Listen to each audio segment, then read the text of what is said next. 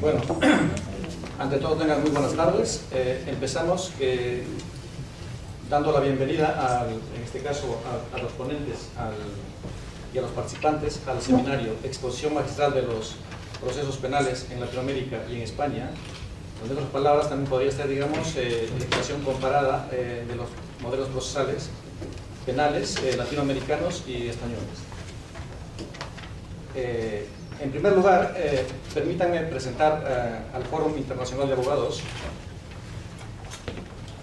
Se constituye el 26 de febrero del año 2009 con 13 socios, de los cuales nombramos como primer presidente al doctor Víctor Echegaray Pintado, quien les habla como segundo presidente, y otros. En los 5 años de permanencia que llevamos, pues actualmente contamos con 25 socios.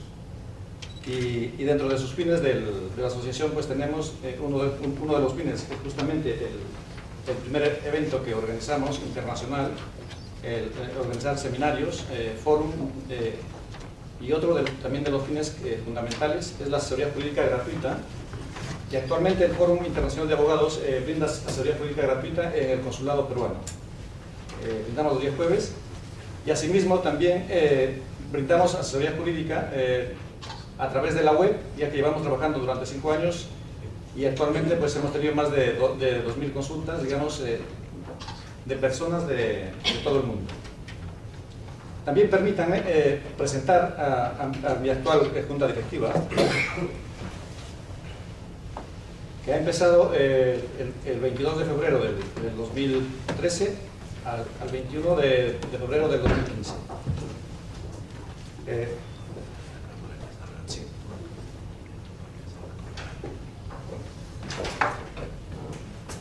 Bien, como presidente, como podrán observar, pues está quienes habla, abogado peruano y español.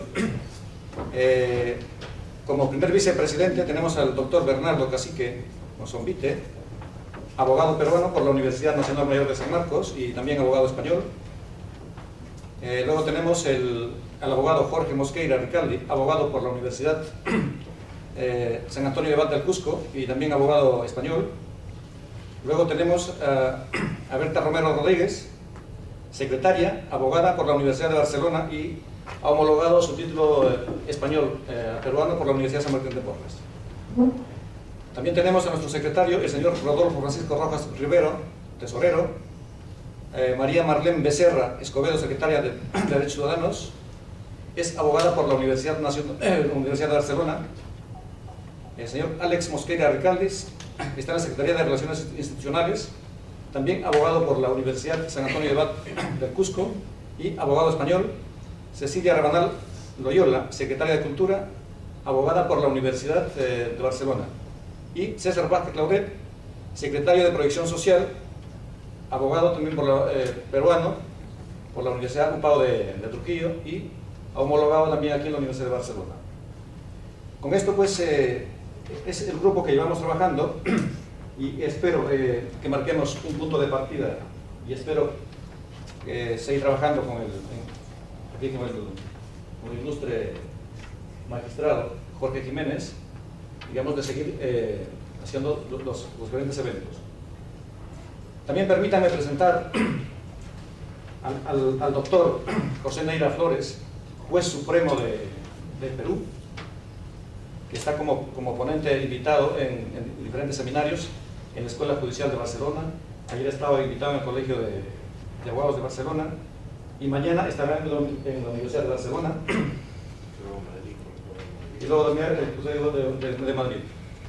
También permítanme agradecer al doctor Iván Miranda, que ha sido la persona, digamos, encargada de darnos este lujo de tener estos señores ponentes de la calidad de magistrados, que gracias a él y Alejandro, que también ha estado encargado de la ponencia. Para no extender más la introducción, simplemente para no quedar espacio al señor Alejandro, profesor universitario de la Universidad de Lomas en Zamora, en Buenos Aires, pues les dejo ya a cargo de ellos y asimismo la clausura estará a cargo del doctor Víctor Echegaray Pintado. Pues muchas gracias.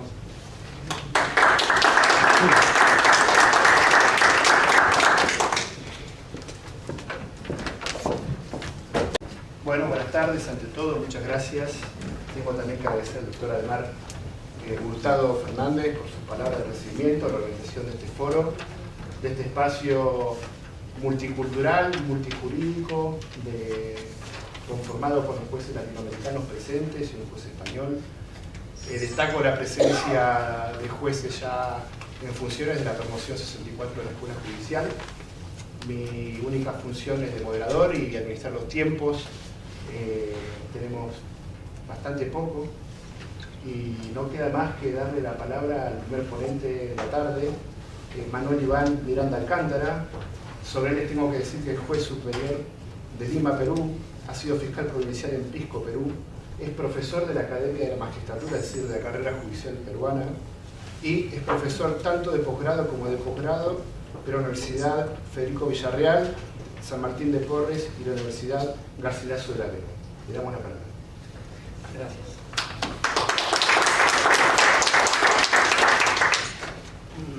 Buenas noches. En primer lugar, quiero expresar mi agradecimiento a varios amigos letrados, como dicen acá, letrados peruanos en ejercicio en Barcelona, España. En primer lugar, a la persona del doctor Ademar Fernández Hurtado, presidente de la Asociación de Abogados Peruanos en Barcelona, y a mi amigo, el doctor Bernardo Hurtado, Bernardo Cacique, quienes circunstancialmente nos llegamos a conocer y nos hemos conocido a partir justamente de nuestras actividades en la Ciudad de la Justicia, y de alguna forma tuvimos una iniciativa académica de esta naturaleza que el día de hoy se está plasmando. Y no podía haber más suerte que el día de hoy tengamos la presencia del doctor José Antonio Neira Flores, juez supremo, juez de la Corte Suprema de Justicia de la República del Perú.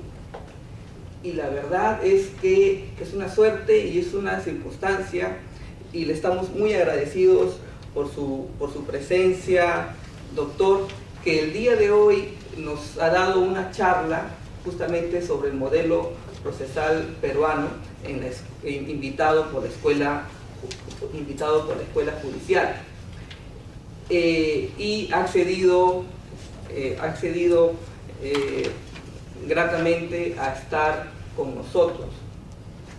Debo también agradecer la presencia de los demás letrados aquí peruanos en Barcelona, y sobre todo también a mi profesor, el honorable juez Jorge Jiménez, a quien en un exceso de confianza y de audacia de mi parte lo invitamos y está aquí con nosotros.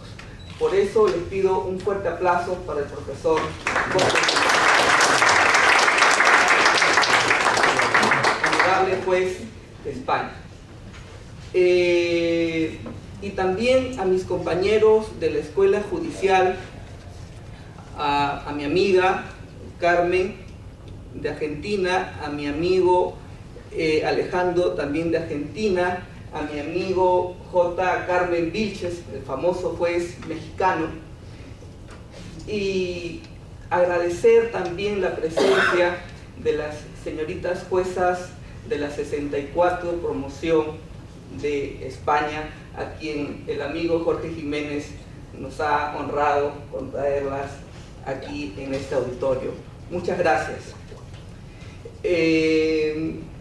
Y bueno, para no tardar más la exposición, en esta oportunidad me voy a permitir, por el Perú, ¿no? Por el Perú vamos a tener una conferencia compartida.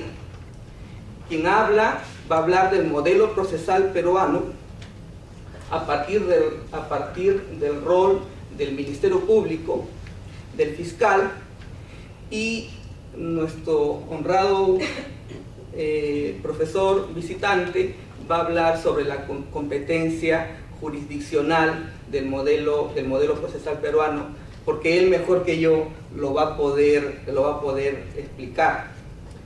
Y esta disertación la realizamos a partir de nuestra experiencia como fiscal provincial penal de la famosa provincia de Pisco en el Perú, en el cual ya se viene ventilando el modelo de la litigación oral, el modelo del nuevo Código Procesal Penal.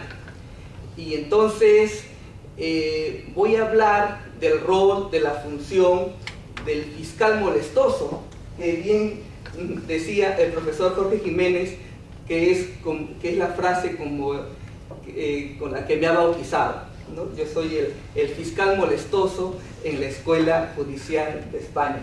Linda frase que nunca me voy a olvidar, profesor Jiménez. Y entonces, quien habla ha tenido la oportunidad de ser juez instructor penal de Lima, y también la oportunidad de ser fiscal en lo penal. Y entonces,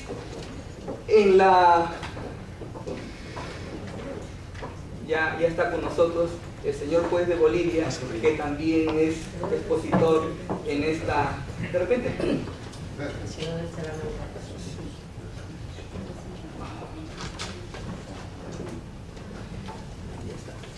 Muy bien. Y entonces, con el nuevo Código Procesal Penal, el fiscal, el Ministerio Público, viene a ser las veces del juez instructor español. Viene a ser quien va a dirigir la investigación fiscal. Y en ese sentido tiene toda la dirección de la investigación. Y en esa dirección de la investigación trabaja de la mano, ¿no?, en forma coordinada con la Policía Nacional. Y entonces, cuando se da una noticia crímenes, la Policía Nacional tiene que dar información, dar noticia directa al fiscal de turno, al fiscal de guardia. Y entonces es el fiscal, como director de la investigación, el que dice qué diligencias y qué actos se debe tomar. Cuando hemos estado en las conferencias de la Escuela Judicial y conversaba con algunos oficiales de la Guardia Urbana, me decían, yo les explicaba esto y me decían, lo que el fiscal se vuelve una suerte de jefe de la policía. No tanto, ¿no? Es un director de la investigación que trabaja en forma coordinada con la Policía Nacional, con las autoridades de la Policía Nacional, pero eso sí, los miembros de la Policía Nacional están subordinados a las directivas del fiscal en el marco de la investigación, solamente en el marco de la investigación. No es para nada su superior jerárquico, ¿no? Los policías españoles me decían, con ese modelo el fiscal se vuelve como un jefe de policía, no tanto, no es tanto. Pero eso sí, es probable que en la función el fiscal se vuelva como un policía más, y entonces van a haber van a haber que realizarse diligencias de allanamiento, van a haber que realizarse diligencias de incautación, y el fiscal tendrá que estar presente en ese tipo de diligencias. Pero no solamente, y cuando participa en estas diligencias fácticas, ¿no?, el fiscal asume la dirección de la Policía Nacional, ¿no? Y entonces estamos en una diligencia policial, pero el fiscal que se precie de serlo asumirá la jefatura de la diligencia, y entonces el fiscal se vuelve un jefe policial, pero en el marco de la diligencia de investigación concreta. Ya mi amigo Alejandro me ha pasado un sobre con 2 minutos. Y hay algo que quiero conversar también con ustedes, y es sobre la aplicación del principio de oportunidad. ¿Qué es el principio de oportunidad? Es la abstención en el ejercicio de la acción penal cuya titularidad le corresponde al Ministerio Público, le corresponde al fiscal. Y entonces, cuando yo veía estos casos, yo decía que es la civilización del derecho penal, porque ocurrido un delito de estafa, ocurrido un delito de defraudación, ocurrido un delito de omisión a la asistencia familiar, ocurrido un delito de hurto simple, ocurrido un delito de apropiación ilícita, citado el imputado, entonces el fiscal puede citar a una audiencia de principio de oportunidad. Este tipo de delitos no tiene penas mayores a los 4 años de pena privativa de libertad. Por lo tanto, no va a haber pena de prisión efectiva. Son delitos menores, son delitos pocos lesivos, de los que hablaba el doctor Neira en la conferencia de la tarde. Y por lo tanto, si las partes se ponen de acuerdo y el imputado acepta su responsabilidad y acepta pagar el valor de lo estafado, el valor de lo defraudado, el valor de lo apropiado ilícitamente o del monto de la omisión a la asistencia familiar, y decide pagar ese monto y además una indemnización por la reparación civil correspondiente, entonces el fiscal se abstendrá del ejercicio de la acción penal y se archivará el caso. Entonces, con el pago del monto sustraído y de la reparación civil, ya no habrá caso penal. Por lo tanto, en mi posición estábamos hablando de la civilización del derecho penal. Es más, el fiscal, con el reglamento anterior, todavía se volvía como un conciliador. Es decir, si las partes no se ponían de acuerdo, podía promover una fórmula conciliatoria, ¿no? Una propuesta para efectos de cómo se pague el monto sustraído y la reparación civil. 2 temas más quiero permitirme hablar, que son las terminaciones anticipadas y las conclusiones anticipadas.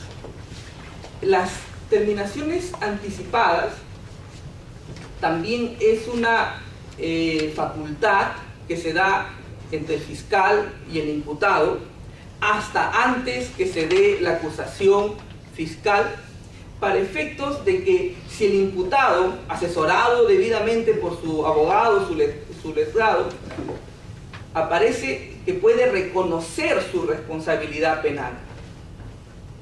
Y entonces, reconociendo el imputado su responsabilidad penal, fiscal e imputado se pueden poner de acuerdo en la pena a imponerse y en la reparación civil. Y en la reparación civil a pagar. Y entonces, poniéndose de acuerdo, el juez de la investigación preparatoria aprobará el acuerdo de terminación anticipada y se archivará el caso. Y finalmente, la conclusión anticipada ya se produce a nivel del juicio oral, y en que ya estamos a nivel de juicio oral contradictorio, y el acusado, ya estamos a nivel de juicio oral, ya tiene acusación, y puede ser el momento en que su letrado le sugiera que reconozca su responsabilidad. Y entonces ya el fiscal, con el imputado y su abogado defensor, y además del tercero civil, se pueden poner de acuerdo en la pena y en la reparación civil.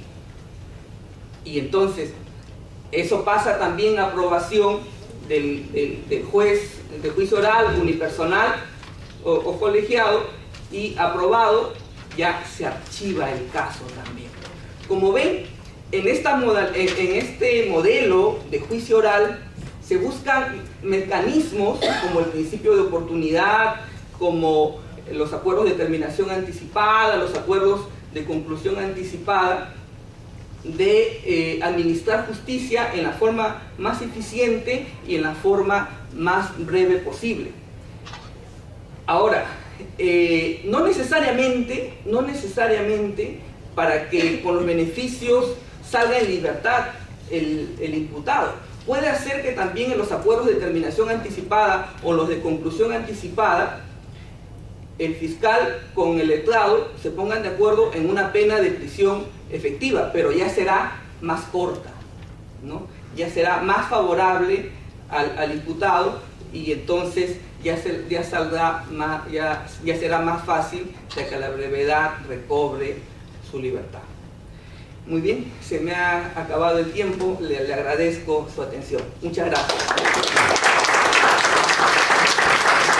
Le damos la palabra al doctor José Antonio Neira Flores, que distingue esta mesa en su carácter de juez de la Sala Penal Permanente de la Corte Suprema de Justicia del Perú.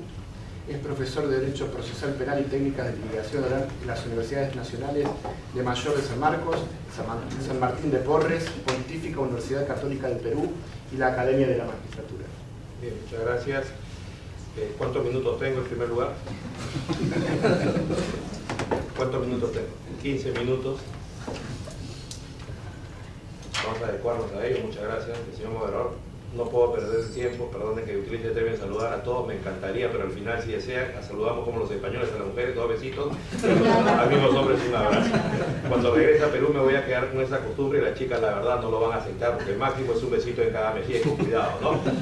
Pero bueno, menos mal que todavía tengo hasta el 26 para seguirme entrenando. Bueno, en realidad en mi país hay una reforma de la justicia penal que se ha iniciado en julio del 2006. Estamos pasando de un modelo inquisitivo a un modelo acusatorio, oral contradictorio. El juez es un tercero imparcial, esto es como un triángulo, el juez preside la vértice principal, a la derecha está el señor fiscal, a la izquierda está el defensor, y la idea es que el juez le exija la verdad al señor fiscal. Él acusa, que pruebe su acusación. Tenemos que contar con un defensor que en realidad, teniendo en cuenta que este es cautiva, conozca la ley, la doctrina, la jurisprudencia, que su presencia sea real, no sea simbólica, porque para eso tenemos una persona comprendida en el caso que es un profano, y creemos que el abogado debe ser un experto, y por lo tanto debe hacer un test de credibilidad de la información que el abogado le propicia al juez. La idea es que haya contradicción, y por lo tanto el juez, en mi país, igual que en Europa continental, porque el modelo de mi código es así, europeo continental, puede actuar prueba de oficio. O sea, solo cuando el juez dude de la autenticidad de alguna prueba del señor fiscal o de la defensa, para corroborar su fiabilidad puede hacerlo. Entonces hacemos lo que se llama la prueba sobre prueba o la prueba complementaria. Más allá de eso, afectaríamos la independencia de los jueces, porque hay que recordar que en España, y que cualquier país que tenga un modelo procesal que se origine de Europa continental, tiene que tratar de descubrir la verdad, aunque ésta sea relativa, y tenemos que proveer justicia. Nosotros no estamos en un modelo anglosajón, adversarial, donde intentamos resolver conflictos, donde los jueces seamos árbitros, y eso hay que tenerlo muy claro. En Latinoamérica y Centroamérica hemos tenido muchos problemas porque había una influencia norteamericana a través de profesores de Puerto Rico, y se ha producido un cortocircuito en la cabeza de muchos operadores de nuestros países, y creo que eso no es bueno. Entonces, hoy día en Perú, por lo menos a 8 años de reforma, ya se ha establecido cómo camina esto, y además de lo que mi colega, el profesor Miranda, hablaba sobre la investigación preparatoria, depende de eso. Se supone que el fiscal es el director de la investigación, cuenta con su brazo operativo la policía. Estamos construyendo una buena relación para evitar que haya conflicto y se entienda que esto solamente es en el ámbito penal. O sea, los dos tienen que sumar, tiene que haber retroalimentación, y como veo que la mayoría son abogados, también creo que sería bueno decir que el abogado, el fiscal, desde el comienzo lo que tiene que elaborar es un plan, una estrategia, una visión de a dónde quiere llegar y cuáles son los pasos que tiene que dar para ver si eso es el final. En un modelo anglosajón eso se llama teoría del caso, en un modelo español se llama estrategia del caso. O sea, la idea es que no es que voy a engañar al juez, sino que la idea es que lo que tengo que lograr es un resultado sobre la base de una pretensión. Obviamente, si ustedes defienden a las personas, normalmente en un sistema anglosajón, del 100% de imputados en la primera entrevista que tienen con su abogado, el 100% le miente y le dice que es inocente. Nunca un abogado va donde un juez a contar la historia que le dice la persona que va a patrocinar. Obviamente tiene que escucharlo, le está pidiendo la defensa, le va a pagar honorarios, pero tiene que confirmar siempre lo que él está diciendo. Porque obviamente lo que quiere el imputado es que lo liberen de responsabilidad, y puede ser que haya un abogado irresponsable que le ofrezca el oro y el moro, y siempre sabe que si le da esperanza puede cobrar honorarios y al final el resultado va a ser adverso. Y todos sabemos que el prestigio se pierde una sola vez, y por lo tanto hay que ofrecerle a los clientes solamente lo que pueda servir para garantizar todos sus derechos constitucionales, pero que tenga relación también con el tema de la verdad. Entonces ese es el rol que debe tener un abogado. Y los jueces, se supone que por algo somos jueces, hacemos la audiencia, damos la información, vamos a pedir resoluciones orales escritas, y fiscales y abogados deben entender que los jueces también somos inteligentes, que los jueces conocemos la ley, la doctrina, la jurisprudencia, y cualquier historia que nos quieran plantear lo vamos a valorar con la sana crítica. Y eso es lo que ustedes, cuando construyan una historia o digan voy a lograr la absolución de tal cliente o pienso plantear esto, tendrán que ver. Yo sé que no tienen la carga de las pruebas, pero si quieren refutar la tesis de la fiscalía, de repente es necesario que tengan que tener una actividad probatoria propia acá en España a través del juez instructor, que es el que dirige la instrucción, en mi país a través de la fiscalía, o también, pues si no se trate solo de contradecir la prueba de la fiscalía, tengan sus propias pruebas, se la presenten al señor juez, puedan lograr la conducencia, pertinencia y utilidad para que la admita, y de esa manera el juez pueda contar con dos puntos de vista, doble información, y en su oportunidad pueda expedir los actos de instrucción que corresponden. Acá, por ejemplo, medidas de coerción personal, medidas de coerción real. En mi país, en Perú, inclusive, una vez que termine lo que se llama instrucción, en Perú investigación preparatoria, el fiscal debe tomar una decisión, si hace una acusación o si emite un archivo. Pero en Perú hay un control no solo sobre la forma de la acusación, o sea, no solamente de que debe haber las generales de ley, debe haber los hechos, los elementos de convicción, sino también sobre el tema material, porque vamos a una audiencia donde el fiscal oralmente va a presentar su caso versus el abogado defensor, y entonces el juez, su función principal, igual que en España, es el principio de legalidad, tiene que controlar entonces que en el caso concreto se den los elementos de la teoría del delito. No sé con qué teoría están trabajando ahora acá. Nosotros todavía, como la mayoría de gente conoce una teoría que es la teoría finalista, algunos son funcionalistas con Gunther Jacobs, exigimos que haya tipicidad, antijuricidad y culpabilidad. Si el juez advierte que falta esto o el abogado ayuda para establecer que falta esto, el caso se archiva, aunque haya acusación. Si es que se dan los tres elementos, pero faltan elementos de convicción, no son suficientes, el juez archiva el caso. ¿Por qué? Porque no podemos sujetar a un imputado más etapas de las que son necesarias para definir su situación jurídica. Por lo tanto, termina el caso con un sobreseimiento en la etapa intermedia. Acá no pasa eso. Acá entiendo que hay una acusación, hay un control formal sobre eso, y de ahí el caso va a juicio oral. ¿Para qué vamos a llegar a un juicio oral si el caso puede terminar en ese momento? En el caso que la imputación continúe y vayamos a un juicio oral, tenemos principios, ¿no? Los clásicos principios del juicio oral, acusatorio, imparcialidad, oralidad, inmediación, contradicción, publicidad, unidad y continuidad de la audiencia, concentración. No, si hablamos del tema acusatorio, lo que tendríamos que decir, y eso lo hemos aprendido acá de España, que tenemos un principio de correlación entre la acusación y la sentencia, si quieren congruencia entre la acusación y la sentencia, o sea, no podemos condenar por un delito distinto al de la acusación. Obviamente tiene que ver con los temas de derecho de defensa, con los temas de contradicción, pero sí podemos hacer algunas excepciones, o sea, puede haber algún factor de desvinculación. Normalmente habían algunos criterios para establecer cuándo esto era posible, que haya homogeneidad del bien jurídico, identidad fáctica y jurídica, coherencia entre los elementos fácticos y jurídicos y se garantice derecho de defensa. Así lo tenemos en nuestro país en esta reforma que ya va a tener 8 años y por lo tanto la acusación podría ser con un robo con agravantes y de repente tenemos un par de agravantes, horas de la noche y de repente uso de armas, pero no podemos probar el tema de las armas, pero igual queda el agravante de horas de la noche y por lo tanto igual podemos desvincularnos de una de las agravantes, o de repente no podemos probar el tema del robo agravado, pero sí que hubo un hurto agravado y por lo tanto igual no va a haber impunidad. O sea, la idea es que podemos cambiar un tipo a otro, pero eso sí, siempre anunciando que esto va a pasar para que la defensa pueda prepararse, para que si quiere pueda ofrecer una prueba nueva respecto a ese punto y de esa manera en la sentencia podemos dar una respuesta. ¿Esto por qué? Porque obviamente ha habido una evolución en el sistema procesal y la idea es que sí, los bandidos tienen derecho, hay que garantizarles todos sus derechos, pero también hay que evitar que haya impunidad. Algunas veces serán abogados de la parte civil, supongo yo ustedes también querrán que haya justicia y por lo tanto pues que haya un resultado que permita dar una respuesta a su cliente y también a la sociedad. O sea, el tema es que porque uno es abogado no siempre tiene que pensar en que tiene que lograr la absolución de las personas. O sea, hay que ver que hay casos que son malos, que igual se van a perder y en esos casos, como decía el profesor Miranda, hay que pensar en una salida alternativa. La verdad es que no estoy muy actualizado acá en España, yo vine en el 98 a hacer un curso de un mes y siempre acá el discurso ha sido principio de legalidad versus principio de oportunidad, o sea, más perseguir la mayor cantidad de delitos, menos archivos. Sé que hay una reforma procesal penal encarpetada, me la contaron, donde la tendencia debía ser a que solo 20% de casos llegue a juicio oral, 80% de casos se aplique salidas alternativas o fórmula de simplificación procesal penal, negociación, que era lo que planteaba Miranda, porque no hay un solo país en el mundo que pueda perseguir todos los delitos desde el comienzo hasta el final. O sea, no tenemos infraestructura, jueces, fiscales, policías, entonces hay que seleccionar algunos casos, aunque ustedes puedan pensar, no, esto es anglosajón, no, esto es real, esto es en todo el mundo. En Estados Unidos se da 5% de casos.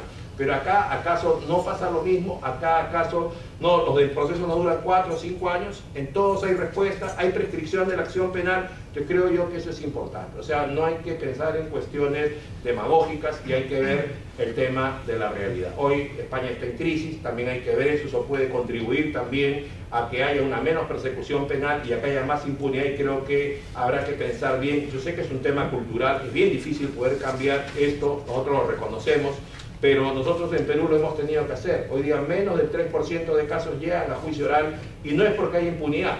Les digo, un robo con agravantes, el mínimo legal de la pena son 12 años.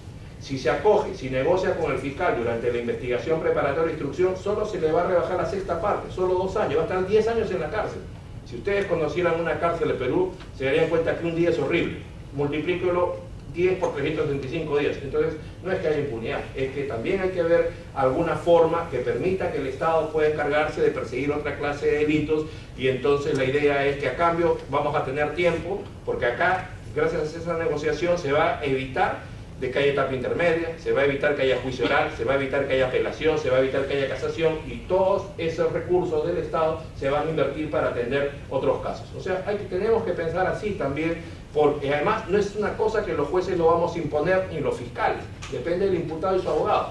Él le va a instruir en sus derechos, si le conviene o no le conviene, y después cuando el fiscal va a tener que venir donde nosotros los jueces, que no somos notarios, no vamos a aprobar lo que ellos nos planteen, vamos a controlar la legalidad del acuerdo y sobre esa base vamos a tomar una decisión. Supongamos que se trate de 1 kilo de droga, de clorhidrato de cocaína. Se le incauta y viene el fiscal y le plantea a mí 4 años de pena por 3 años suspendida con plazo de prueba, regla de conducta a su caso. ¿Yo qué voy a decir? Imposible. ¿Por qué? Porque el mínimo son 12 años por esa cantidad de droga y por lo tanto encima lo voy a denunciar por prevaricato al fiscal y al abogado del colegio de abogados. ¿Por qué? Porque me vienen a plantear algo que yo no me chupo los dedos, yo soy juez. Yo conozco la ley, conozco la doctrina, conozco la jurisprudencia y soy honrado. Entonces, ese es el tema, que todos nos vamos a controlar. Si yo como juez apruebo un acuerdo que sea ilícito, seguramente que también va a haber una responsabilidad en mi contra. Entonces, los abogados conocen eso. O sea, la primera regla, la primera obligación que tiene un abogado cuando va a actuar un caso es conocer al juez. Conocer la jurisprudencia del juez, conocer el método que tiene que hacer la audiencia, porque todos los jueces no somos iguales. Ayer estuve con un abogado español, estuve en el colegio de abogados haciendo una conferencia acá en Barcelona Y entonces un abogado que tiene 30 años de abogado, el doctor Del Moral me parece que se apellida, me contaba que estaba haciendo un informe oral y de 5 magistrados, 4 estaban durmiendo y 1 estaba despierto. Y entonces tenía 2 posibilidades, uno reclamar y protestar, o la otra ya sabía quién era el ponente y con los argumentos que tenía, ese ponente podía creer en su historia y por lo tanto si él firmaba la sentencia, los otros 4 también la iban a suscribir, iba a ganar el caso. Entonces él estaba yendo a una audiencia a cambiar la cultura de los jueces y agarrar y pararse. No hay garantías acá, hay 4 que no me están escuchando y me voy a pelearse con los jueces, o más bien, como ya conoce el sistema, debilidades y fortalezas que tiene, operar con esa clase de sistema. Y claro, qué bueno que haya jueces que recién van a empezar como tal y la verdad a mí me da vergüenza. En mi país también ocurre eso. Hay gente que no le importa, somos órganos colegiados que está distraído contestando el celular, mirando otras cosas, en vez de escuchar a los abogados. Y no solo es una falta de respeto a la Fiscalía y la Defensa, sino la verdad es una humillación a nosotros como jueces, que el Estado nos está pagando para esforzarnos al 100% y captar la información de las partes, y en su oportunidad eso es formar la convicción. O sea, está bien que el sistema sea combinado, sea mixto, escrito y oral, pero no solamente debo leer los papeles. Además, si los leo es para hacer las preguntas que correspondan en su oportunidad. Entonces yo creo que acá hay que combinar 2 cosas. Por un lado, que el fiscal y el defensor sepan que deben contar con un plan, con una estrategia, con los 3 componentes, teoría jurídica, profesiones fácticas y después por otro lado pruebas, que jamás le puedo decir al juez algo que yo no crea porque el juez se va a dar cuenta y además voy a afectar mi prestigio la próxima vez. No me va a hacer caso el juez y por otro lado en el tema de los jueces. O sea, los abogados nos debemos formar en lo que se llama litigación oral, cómo se hace un alegato de apertura, de clausura. ¿Sí? Acá, si bien es cierto, en los juicios orales no se hace alegato de apertura, pero hay otra clase de audiencias donde van a tener que hacer el uso de la palabra y la idea es que, aunque no le quieran poner límites acá al uso de la palabra, les digo que ya sé que acá los dejan hablar todo lo que quieran, pero ponen piloto automático, o sea, no los escuchan. Conclusión, entonces debo entender, como dice don Ángel Osorio en El alma de la toga, la brevedad de los alegatos es el manjar de los jueces. Por lo tanto, un fiscal o un defensor debe utilizar la menor cantidad de tiempo posible. En 4 o 5 minutos se puede contar la misma historia. ¿Qué tengo que hacer para eso? No improvisar. Entonces tengo que estar en mi estudio, tengo que elaborar un alegato, tengo que contárselo a un colega, ¿qué te parece? No, esa historia no te la creo, cuéntame en blanco y negro, no, perdón, a colores, no me la cuentes en blanco y negro, es demasiado tiempo el que estás utilizando, ese juez ha resuelto en 5 casos en este sentido, más bien plantearlo en ese sentido, o sea, a los jueces hay que ir con argumentaciones sólidas de tal manera que el juez diga, no puedo cambiar mi criterio, ya resolví en ese sentido, y entonces de eso se trata. O sea, de una combinación para que la justicia penal pueda mejorar, y eso es lo que estamos tratando de hacer en el Perú. Un fiscal y un abogado, para que puedan cumplir con su obligación que tienen como tales con la justicia penal, deben cumplir con 3 requisitos. Esos 3 requisitos son los siguientes. Número 1, conocer el caso. Número 2, conocer el caso. Número 3, conocer el caso. El que no conoce el caso no tiene nada que hacer en el caso. Y los 3, ambos, y los jueces, para poder cambiar de un sistema a otro sistema, para poder lograr cumplir con nuestra obligación como jueces, porque la obligación nuestra como jueces, ¿cuál es?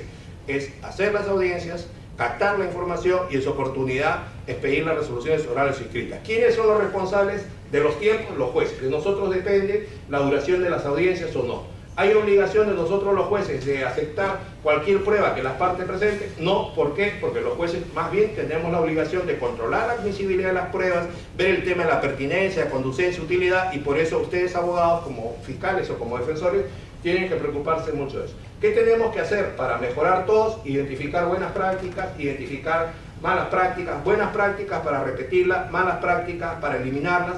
Ejemplo. Se supone que yo voy a una sala de audiencia y de repente ya me conocen que tengo un tic. Todo el tiempo me gusta ponerme y quitarme los anteojos. Ya me conocen porque tengo años y todo el mundo se ríe. No tengo nada que leer, pero es mi estilo, me da caché seguramente. O si no, me gusta meterme la mano al bolsillo derecho, al bolsillo izquierdo, a uno más que el otro. Ya los jueces te conocen y hacen apuestas, los 3 jueces. Te aseguro que en esta audiencia la frecuencia va a ser solo a la mano derecha. No, derecha, izquierda, cada 3 minutos cambia de mano. Conclusión, has preparado tu alegato. Estás yendo donde el juez. Quieres ganar el caso y estás utilizando un distractor. O sea, ¿el juez se puede distraer o no se puede distraer? Obviamente que el juez es un ser humano y se puede distraer en cualquier sistema procesal. Tú no te vas a dar cuenta de eso porque tú actúas por inercia, igual que los jueces. Los jueces hacen muchas cosas que no son buenas dentro de nuestro tribunal y todos nos están mirando. Vienen los chicos, los que estudian en la universidad, a ver cómo funciona la justicia. No sé si acá pasará lo mismo, pero en mi país vienen y al final yo salgo a conversar un poco con ellos. ¿Y qué tal? ¿Qué les pareció? doctor, me dice, pero los jueces pueden hablar en las audiencias por su celular, y a mí la verdad me da vergüenza. Uno de los colegas está hablando por celular. Dígame, doctor, ¿y algún juez puede cerrar los ojos en la audiencia? No, está filosofando, está meditando, está reflexionando, pero no está desconectado, le digo lo que está pasando. Y los chicos, claro, los jueces no mentimos en el Perú, ¿no? Y los chicos no sé si me creerán, no me creerán, pero lo que digo es que esas malas prácticas pasan acá. O no pasan, ojalá no pasen acá, ¿me entienden? Pero no sé, los seres humanos tenemos debilidades de todo el mundo, ustedes son la nueva promoción, tienen que ser diferentes que nosotros, tienen que ser mejores que nosotros, y entonces la cuestión es que hay que atender eso. Y finalmente, para que podamos lograr, se supone que, ¿qué pasaría si es que ocurre este tema de que estemos causando distracción? Porque llegamos al estudio, le vamos a decir al abogado que nos acompaña, ¿qué tal? ¿Cómo me fue? Magnífico mi alegato. ¿Cuál magnífico? Me dice, todo el mundo estaba mirándole a dónde iba su mano, apuntaba a la derecha, izquierda. ¿Qué hace un abogado si es consciente de que ha identificado una mala práctica? Se va a su closet, saca todos los sacos, lo lleva al sastre, cose los bolsillos del saco, porque en la próxima audiencia sus manos van a buscar los bolsillos. Pero ¿cuál va a ser el problema? No va a tener hueco. La mano se va a levantar al juez, la otra mano se va a levantar al juez, y la mano también va a cumplir un rol. No vamos a ganar los casos por la expresión oral o corporal. Vamos a ganar los casos, ¿por qué? Porque hemos elaborado una tesis a través de la sana crítica, con los 3 componentes: conocimiento científico-técnico, regla de la experiencia, regla de la lógica. El juez la va a creer, hemos construido nuestro trabajo probatorio. ¿Y qué tenemos que hacer entonces para pasar de un estado profesional A a un estado profesional Z? 3 cosas, todos, jueces, fiscales y defensores. Primer requisito o primer trabajo que debemos hacer, practicar. Segundo trabajo, practicar. Tercer trabajo, practicar. Muchas gracias. Concedemos la palabra al juez mexicano, juez en lo penal oral de primera instancia de la Ciudad y Estado de México, profesor universitario de varias universidades mexicanas, también tiene en su haber numerosos títulos de posgrado y de doctorando en 2 carreras más. Doctor Vilches, le damos la palabra. Gracias. Bueno, pues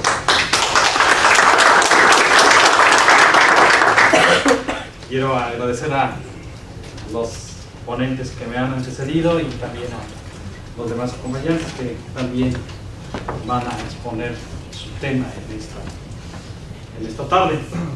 Pues la transición del proceso penal en América, evidentemente que no solamente es para un país, casi es para todos. Estamos en una etapa de transición y siguiendo la línea del doctor que abrió esta tarde en esta aula, pues bien, voy a hablar del proceso penal mexicano, y como bien conocen, México es un país complejo, constituido por 31 estados y un distrito federal, lo que implica que tenemos 31 códigos de procedimientos penales y uno más para el distrito federal. Para el año 2008 se da una reforma que da el cambio, la pauta para terminar con el proceso penal inquisitivo y pasar a la pauta a la acusatoria.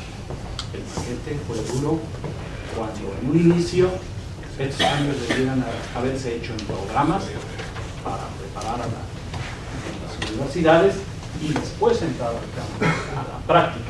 Sin embargo, se da por decreto y hoy somos inquisitivos y mañana somos jueces, al igual que para fiscales, al igual que para defensores, para todas. ¿Qué es lo que pasó? Pues bien, los legisladores de cada estado hicieron su labor de poner en las legislaciones ese cambio. Para nosotros, para el Estado de México, ponen el proceso penal es de corte acusatorio, adversarial y oral. Bueno, nos guste o no, esto es una definición. Esto lo tenemos que ver, desde luego, despejando que es un concepto, que es una definición, que es un juicio, cuestiones de la lógica. Lo cierto es que lo tenemos en la ley y ahora tenemos que dar cumplimiento. El de corte acusatorio, pues esto es un principio que se extrae precisamente de la materia de causa penal. Debemos tener una institución que acuse ahora y que acaba con el inquisitivo, donde para algunas instituciones pues viene el juez, hacía labores de investigación, hacía labores de acusatorios y al final también tomaba la decisión, emitía la resolución. Bien, ese es lo que marca esta parte. por cuanto hace a la parte adversaria. Y en nuestro sistema sí que el juez es un espectador en un foro. Al Ministerio Público le toca investigar, a la defensa también le toca investigar. Entonces tenemos el gran desafío que ahora de tener a instituciones que en un sistema eran prácticamente pasivas, ahora tienen que volverse activas. Y la investigación existe en el Código de Procedimientos Penales también acción pública y también está acción privada. Aunque esta última no para todos los delitos, pero bien, esta es una etapa de transición. Entonces, habrá casos donde también, si se quiere hacer ejercitar una acción privada, la podemos hacer. Y no necesariamente a través del Ministerio Público, por eso es adversarial. Entonces, esto viene a endurecer más o a fortalecer más el principio de imparcialidad del juez. O sea, que deberá permanecer en su lugar y solamente tendrá que escuchar al Ministerio Público y bien a la defensa. El modelo del proceso, lógico que no varía mucho del chileno, del peruano, de Guatemala, del de Bolivia. Un proceso dividido en dos partes, la parte de la investigación. Por reforma constitucional, la investigación compete al Ministerio Público y a la policía. Un problema.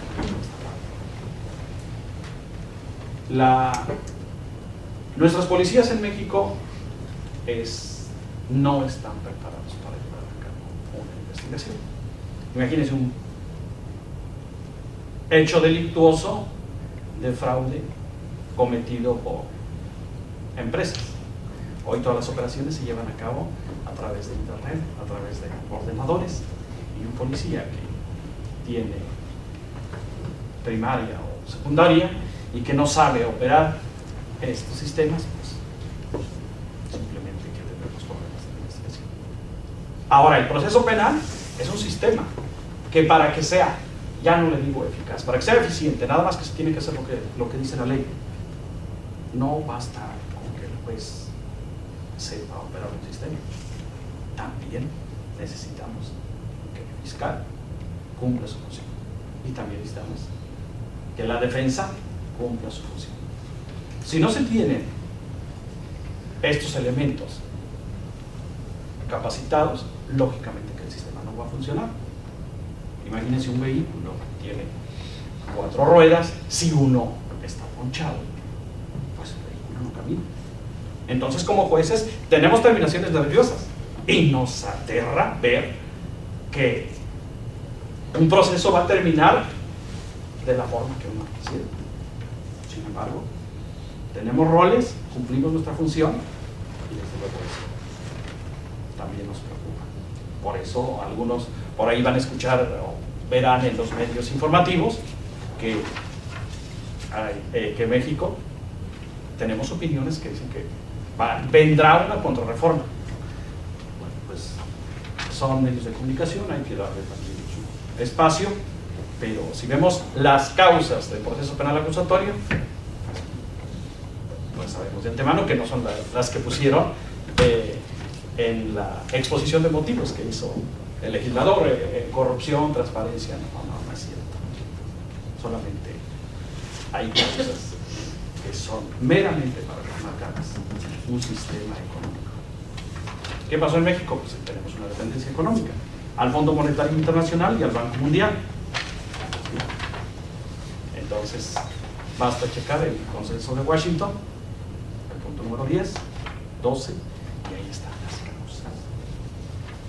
Se requiere al Estado mexicano adecúe su sistema de impartición de justicia, en pocas palabras, a un núcleo de globalización.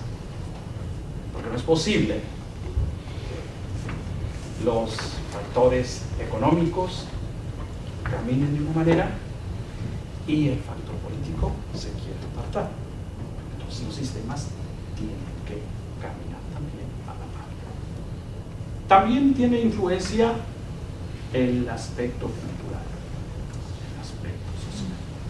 y es algo que también es preocupante para una sociedad como la mexicana, porque también no se hicieron a tiempo los programas, planes de trabajo para preparar a la sociedad en un cambio de sistema.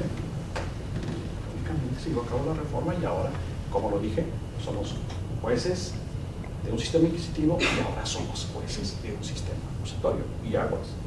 Porque a mí me tocó vivirlo, de ser inquisitivo hoy y en 2 días empiezo con un sistema acusatorio. Y es difícil el pensamiento, tener un chip con un sistema inquisitivo y ahora somos sistema acusatorio.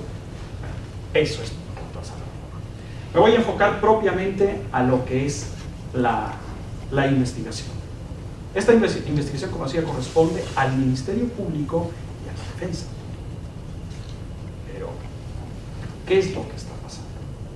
El periodo de investigación, una vez de que se vincula a proceso a un sujeto, va de 2 a 6 meses, dependiendo el delito por el cual está sujeto a investigación. Entonces, como es adversarial, aquí sí que se tiene que construir la teoría del caso. Entonces, se tendrá que analizar qué es una teoría del caso. O sea, no es una hipótesis para ver si en el juicio se prueba o no. Se supone que cuando se lleva una persona al juicio, cuando el Ministerio Público expone su alegato de apertura, tendrá que establecer, sostener su teoría del caso, no hipótesis. Entonces, por eso se le da el periodo de investigación. Entonces, pues hay que deshacer ese término de investigación, que es buscar medios de prueba para convencer. De ahí el nombre de medios de convicción, que son las pruebas. Y entonces, cuando fiscales o ministerios públicos y defensores están en la etapa de juicio y quieren utilizar los datos de prueba que se practicaron durante la etapa de investigación, los quieren transportar a juicio. ¿No? Claramente nuestras leyes dicen los datos practicados durante la investigación no servirán para el juicio, excepto cuando se tenga que practicar una prueba anticipada por las razones que la misma ley establece. ¿Por qué? Porque se va a morir el testigo, porque va a tener que ir a otro lado por sus condiciones en que se encuentra. Bueno, pues entonces cabe esa posibilidad de que se practique la prueba anticipada para que después se proyecte en la audiencia de juicio. O una prueba irreproductible, porque todos los que van a intervenir, si son peritos, todos los que van a intervenir en juicio, pues serán llamados para que se practique prueba irreproductible ante el juez. Aguas, prueba. Entonces tenemos que diferenciar dato de prueba y medio de prueba, que es muy diferente. La prueba se practica ante el juez y con las partes, su ministerio público, su defensor, su acusado y la víctima. La víctima es parte en el proceso penal de México, también con los mismos derechos. ¿Puede recurrir? Sí puede recurrir. Entonces, este periodo de investigación se tiene que preparar para que llegada a la audiencia intermedia, estamos en etapa de transición y lo reconozco cuando me tocó empezar también, pues aparte de que entrar al sistema, pues me tocó estudiar, me tocó prepararme y me fui a coger al sistema chileno, al sistema colombiano, algo del sistema peruano y algo lo más curioso, el derecho maya, lo más antiguo, que me di a la tarea de buscar los antecedentes históricos. Resulta que en México ya teníamos proceso penal oral desde antes de la conquista. Y si lo leemos, es el mismo que tenemos. Bueno, es cíclico, eso también hay que entenderlo, no hay problema. Pero entonces, esa audiencia intermedia que no le ponemos atención es tan importante para el juez oral, para la etapa del juicio, porque ese es el filtro. ¿Y qué es una audiencia intermedia? La audiencia intermedia tiene por objeto ofrecer y admitir pruebas y depurar hechos controvertidos. El juez que lleve la audiencia intermedia tendrá que depurar tratar de eliminar todo lo que no tiene caso que se esté debatiendo en juicio. No tiene caso. Vamos, se va a juicio por un delito de homicidio, entonces se ofrece como prueba en la audiencia intermedia el dictamen de necropsia, la causa que produjo la muerte. Y viene traumatismo cráneoencefálico. Y entonces, ¿qué tiene que ser un juez? A ver, la contraparte, usted va a debatir en juicio que no hay muerto. Caso, eso se tiene que eliminar. Entonces nos vamos a pelear, o se va a debatir solamente en juicio de que si el acusado lo privó de la vida o no lo privó. Bien. Entonces esa audiencia intermedia es importante para que solamente se admitan las pruebas que tengan relación con los hechos controvertidos para la audiencia de juicio. Y ahora nos vamos a la audiencia de juicio. Inicia con el auto de apertura. Entonces, se va a exponer una teoría de juicio y se va a sostener ante un juez o ante un tribunal. ¿Eso qué significa? Como si una persona fuera a hacer un examen de grado, tendrá que defender su tesis. ¿Cuál es la triste realidad? Resulta que el fiscal que estuvo en la investigación no es el que está en la audiencia de juicio. Entonces, ¿cómo va a sostener una teoría que no investigó? Y la defensa, los defensores que tienen técnicas o estrategias de litigación, a propósito, hacen una acción nada más para ver cómo resulta. Así que el sistema adversarial está bien. Y basta una sola palabra escuchar de las partes para poder visualizar en qué situación está. Están en pleno juicio y hace eso, señoría. Es que objetan la pregunta. No, señoría, está perfectamente la pregunta porque tiene relación con la investigación. La investigación decía, estamos en juicio. Los que tienen que conocer, es un proceso de cognición. Un proceso de conocimiento. ¿Quién va a conocer? El juez. El caso ya lo conocen las partes, ya lo conoce el Ministerio Público, ya lo conoce la defensa, ya lo conoce el acusado, hasta los testigos. Solamente se va a transmitir ese conocimiento al juez para que conozca, se convenza y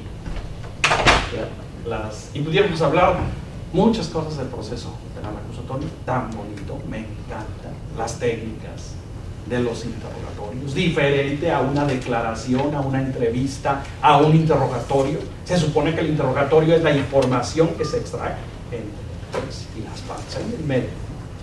Por eso es entre las partes. Entre las partes es el interrogatorio. Entonces no puede llegar un testigo como el sistema inquisitivo y si tiene uso de la palabra para que diga lo que tiene que decir. Tendrá que ser preguntas. Si está diseñado en el apartado de la testimonial, extraer esa información a través de preguntas. Entonces será a través de preguntas. Y si llega el testigo y puede declarar, y si la contraparte lo dice, pues también venga. Esperamos en la parte de los alegatos de clausura a ver qué dicen las partes también. Y también a nosotros los jueces también somos objeto de algunas acciones del Ministerio Público y de defensores que a propósito, incluso omisiones en alegatos, pero no crean que porque se les pasa, a propósito para ver cómo resuelven. Y también el defensor.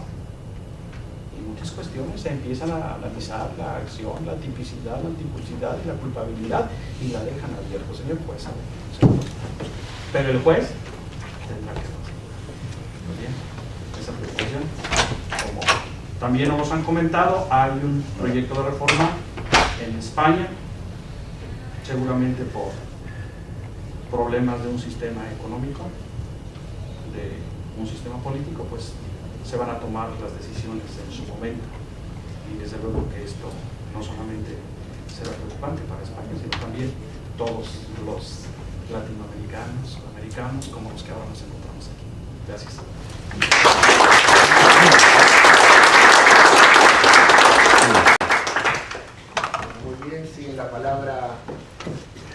amiga, ya nos hemos hecho amigos en los largos 4 meses que hemos compartido, la fiscal de primera instancia en lo penal y contravencional de faltas de la Ciudad Autónoma de Buenos Aires, María del Carmen Yoco Granda.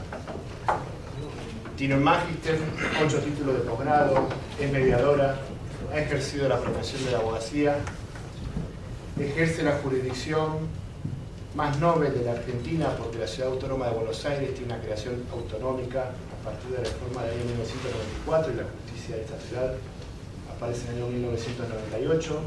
Convive territorialmente con la justicia federal y la nacional de la Ciudad Autónoma de Buenos Aires, así que le damos la palabra. Mucho gusto.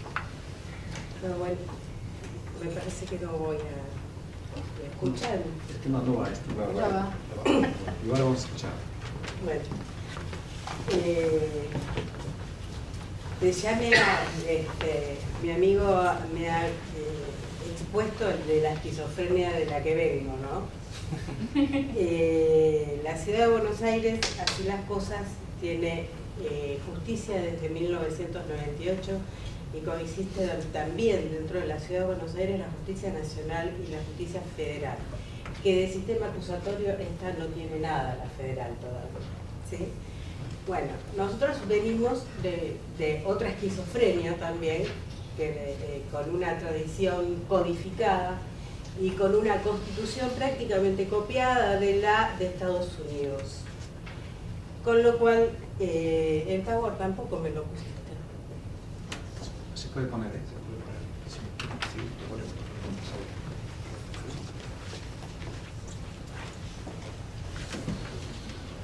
Yo para que lo vean y lo tengan mejor. Porque tengo por la voz. Bueno, así las cosas, creo que tenemos como 6 problemas menos que México, pero en nuestro contexto federativo coexisten 25 códigos de procedimiento penal, de los cuales uno, que es el federal, es el inquisitivo o mixto, que es un poco más suave, pero todavía estamos como España, ¿no?, resistiéndose a la reforma acusatoria, y solamente el fiscal investiga por delegación del juez de instrucción. Está para la carpeta, para poner. No, perdón.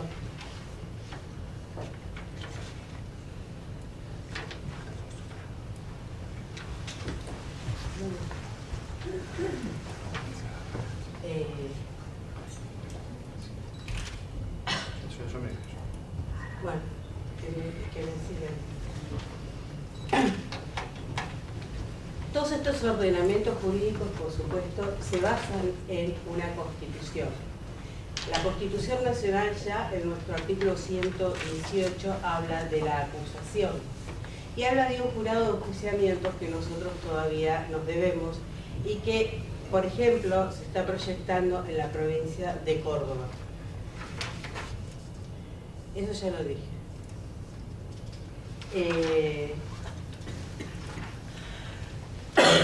Entonces, hablamos de los derechos fundamentales. El artículo 18 habla del principio nulo in crimen sine lege previa. Habla que nadie puede ser obligado a declarar contra sí mismo, o sea, la autoincriminación. Esto es muy viejo, es de 1853 y sin embargo hoy sigue en boga. Es inviolable la defensa en juicio de la persona y de los derechos. El domicilio también es inviolable, así como los papeles y todo lo que trata de ser una documentación privada. Inclusive hasta se ha entendido que Internet también debe ser inviolable, aunque tenemos muchos hackers. Así las cosas, también sobre la igualdad de armas o igualdad procesal, se encuentra el artículo 16 de la Constitución Nacional, y para integrar el elenco, digamos, armónico que tenemos, el artículo 75, inciso 22 de la Constitución Nacional también, digamos, lo tenemos a todos los tratados de derechos humanos con jerarquía constitucional. O sea, no están por encima, como en el caso de Costa Rica, ni por debajo, como en el caso de cualquier tratado internacional. Los de derechos humanos integran toda garantía constitucional, con lo cual nosotros podemos hablar de la defensa irrenunciable que tiene el Estado de proveerle al imputado un defensor de oficio cuando él lo requiera, que es el artículo 8 del Pacto de San José de Costa Rica, por ejemplo. Bueno, estos son todos los... llegamos con la reforma de 1994, entre otras cosas, le dio la Constitución, le dio a la ciudad de Buenos Aires una raigambre o una legitimación de origen constituyente.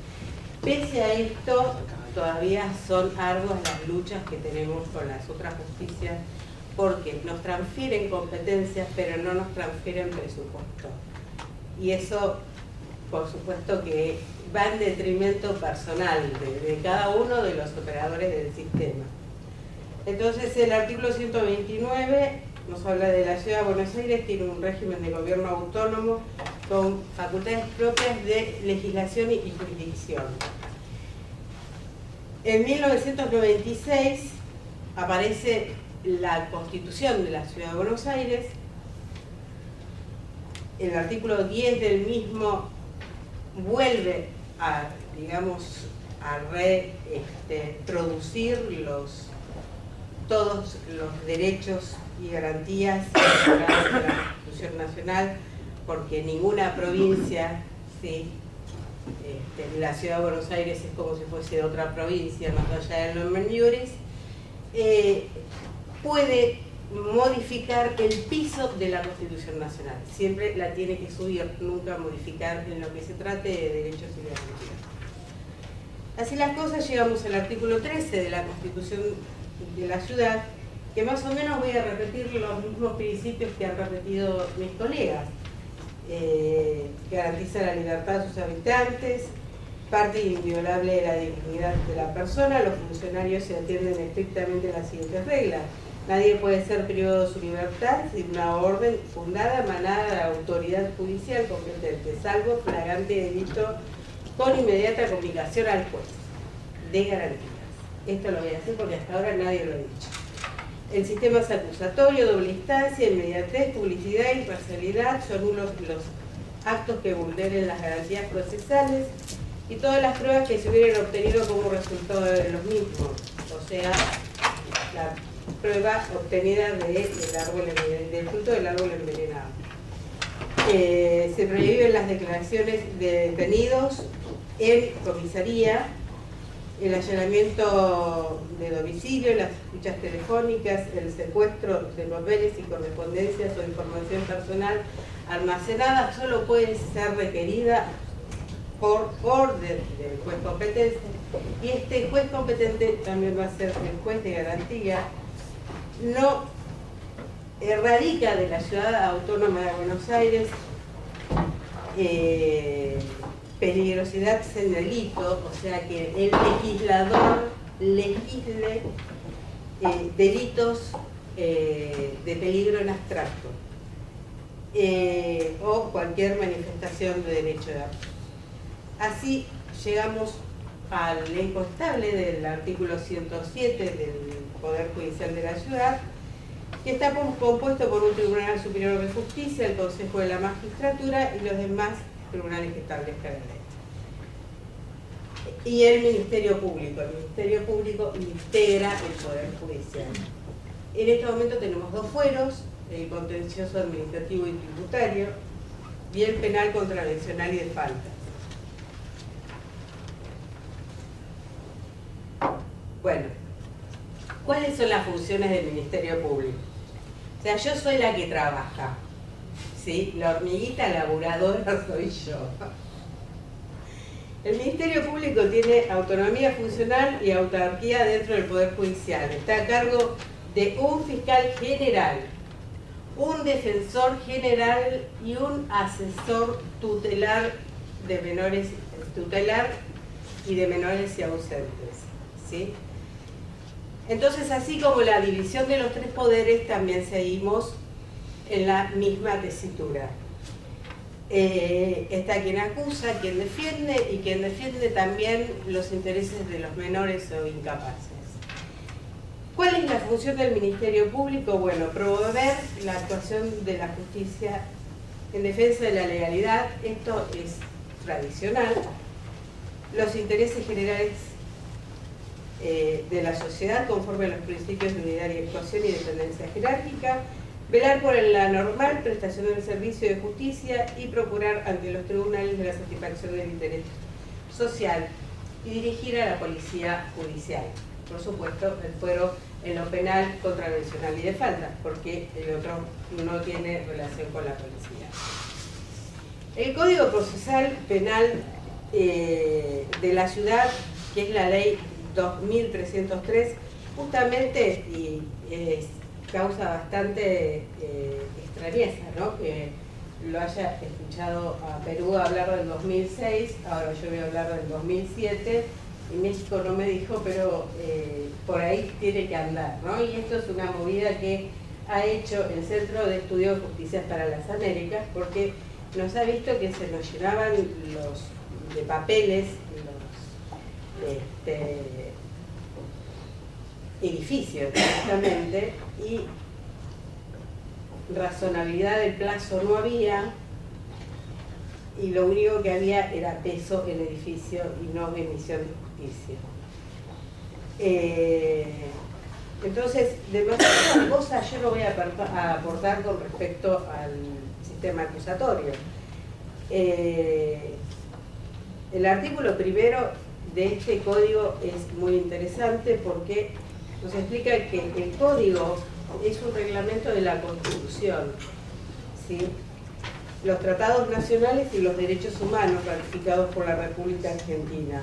O sea, todo lo que sea un procedimiento va hacia el reglamento de las garantías constitucionales. No hablamos ni más ni menos que de eso.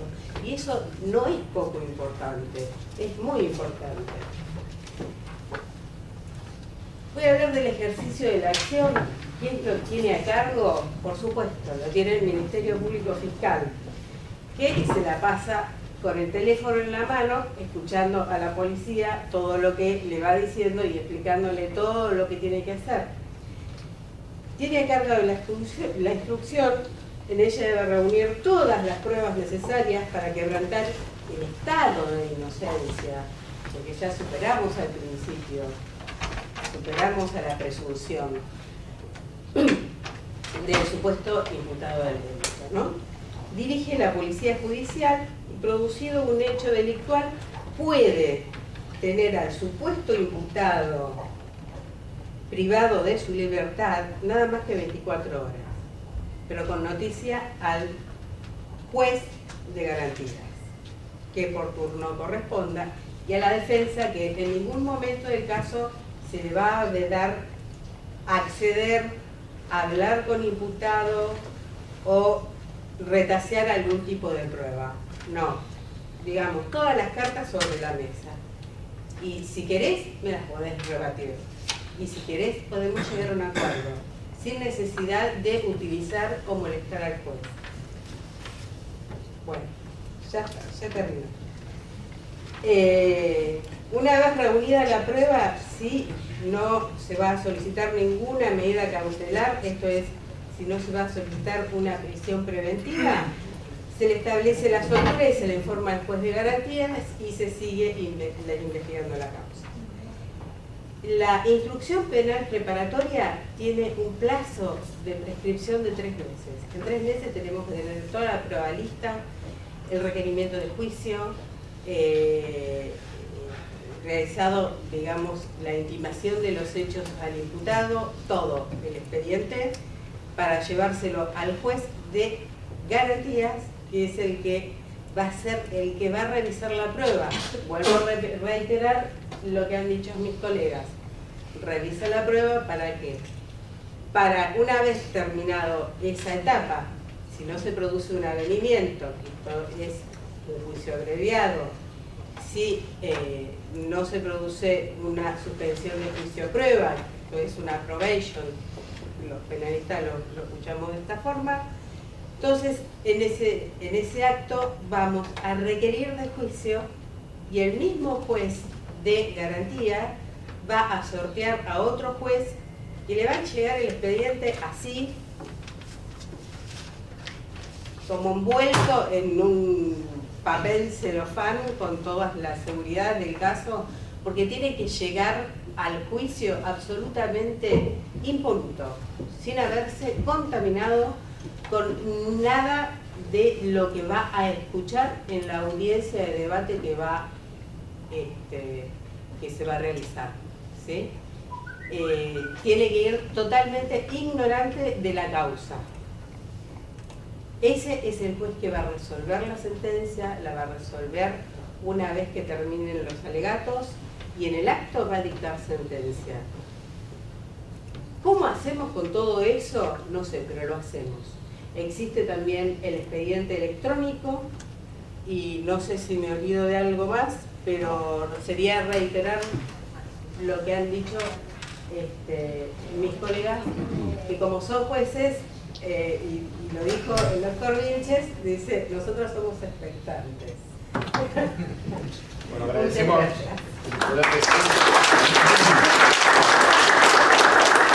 Le damos la palabra al doctor Jaime René Conde Andrade de Bolivia. Les tengo que decir que el doctor Conde Andrade tiene varios títulos de posgrado, ha ejercido una carrera judicial pasando por la justicia civil y patrimonial, de familia, en competencia aduanera, ha trabajado también en el Tribunal de la Corte Suprema de su país y actualmente es juez de instrucción penal en Sucre, Bolivia. Le damos la palabra. Bueno, muchas gracias. Agradecido por la invitación de la Organización de Profesionales Latinoamericanos o Iberoamericanos.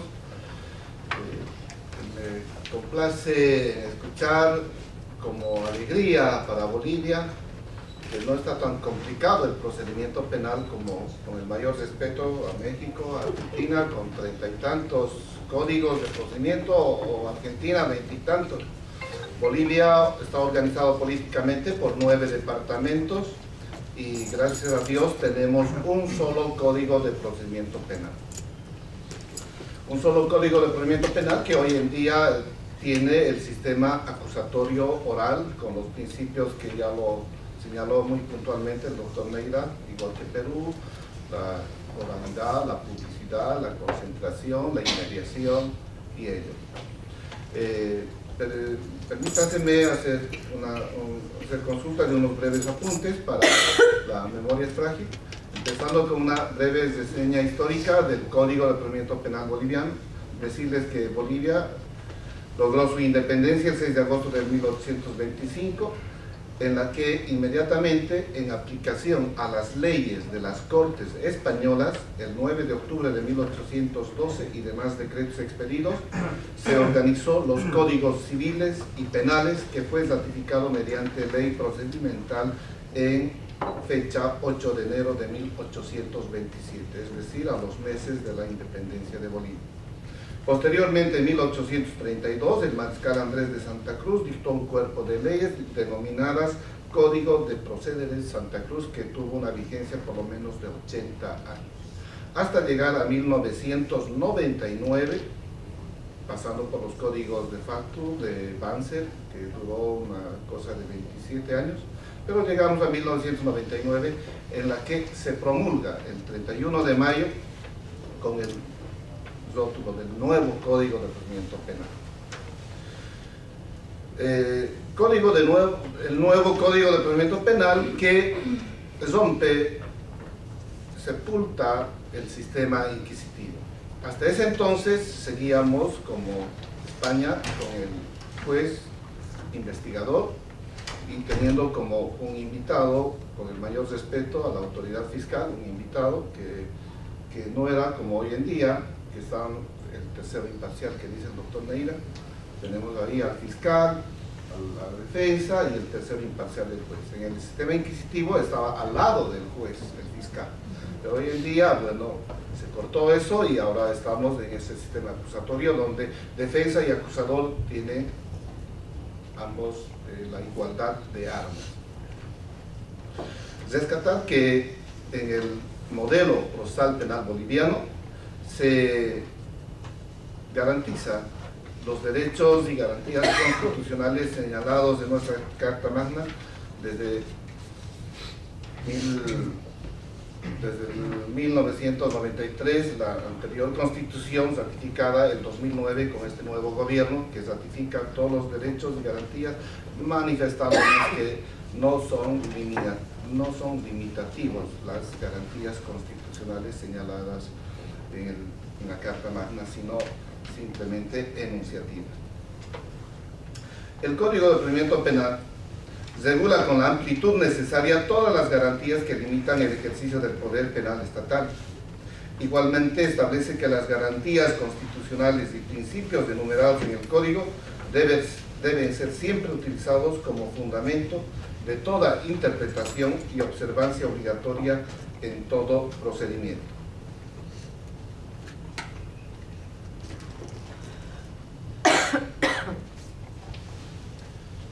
Manifestar también que antes de la vigencia del nuevo Código de Procedimiento Penal existía la ley del régimen de la coca y sustancias controladas que es más conocido como la ley 1008, que tenía su propio procedimiento para delitos de narcotráfico y los delitos ordinarios por el procedimiento penal.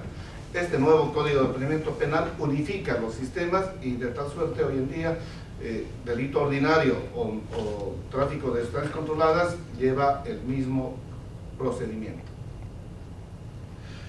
Llegamos a la etapa preparatoria. Es necesario un equilibrio que exista entre el interés social de la persecución del delito y el debido respeto a la dignidad de la persona. Esto implica que se cuente con un sistema penal que garantice por un lado investigación eficiente y por el otro tenga adecuado control de garantías. En esta se separan las funciones otorgando toda la competencia investigadora a manos del Ministerio Público y todos los actos jurisdiccionales al juez de instrucción. El juicio oral y público. El procedimiento penal adopta esta modalidad entendiendo al juicio como el momento cumbre del proceso penal. La fase esencial del proceso se realiza sobre la base de la acusación formal, en forma oral, contradictoria, pública, continua, para la comprobación del delito y la responsabilidad del encausado con plenitud de jurisdicción, cumpliendo los principios que estructuran esta etapa del procedimiento, es decir, la inmediación, la publicidad, la continuidad y la contradicción.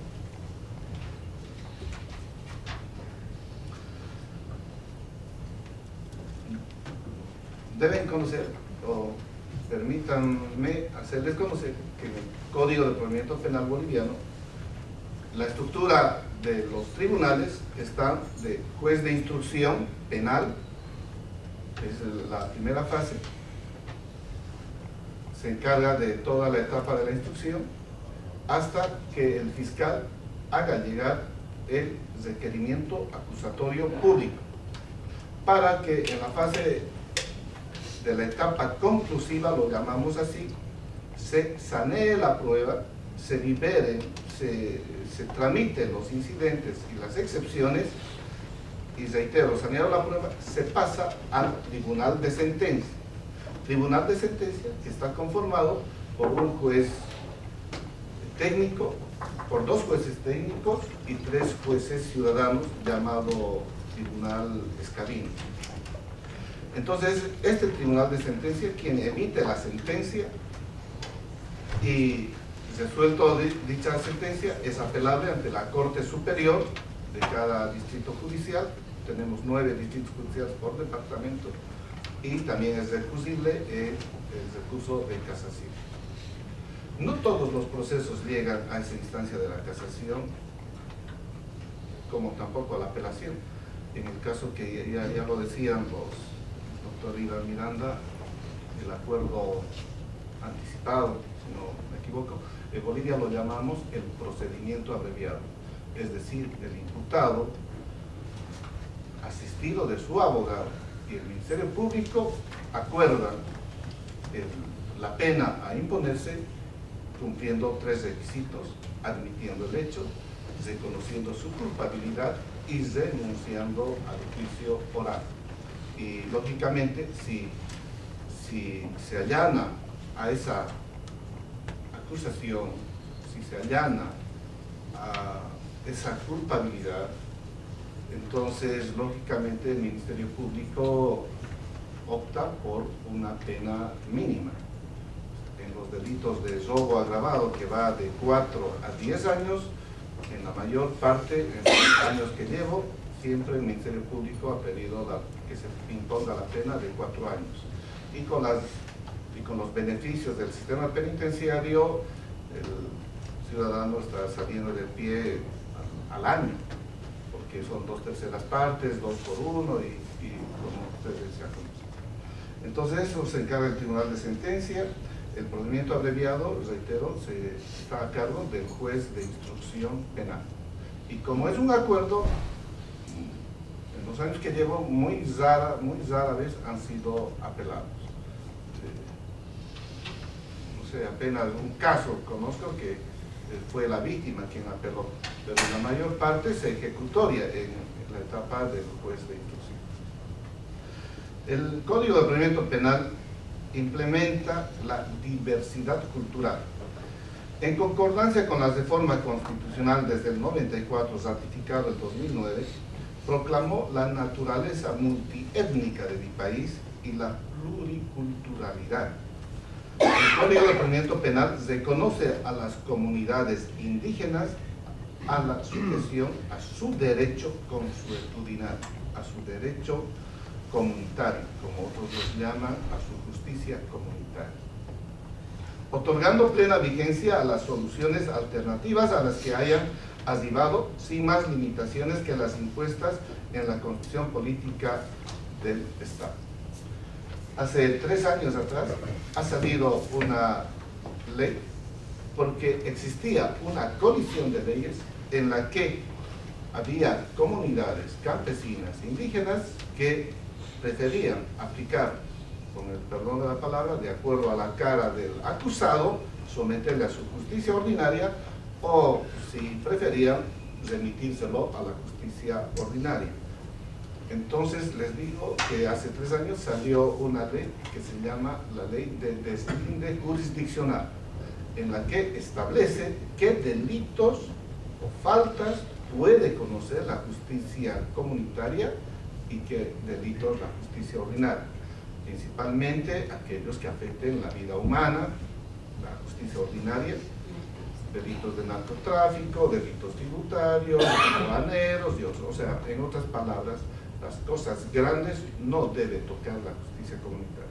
Faltas, rencillas, difamaciones, calumnias entre comunarios, eso, justicia comunitaria. Eso introduce el Código de Procedimiento Penal del 99. También establece la revalorización de la víctima. Lo ha apuntado el doctor Vilches, que en su país la víctima interviene en el proceso, así no sea parte. En Bolivia lo propio, tiene activa participación la víctima ante reclamos constantes, porque al inicio del 99 el código ratificaba la creación de la defensa pública, y la defensa pública, como todos conocen, es para la defensa de la parte imputada, encausada, procesada, y dejaban en el limbo a la víctima.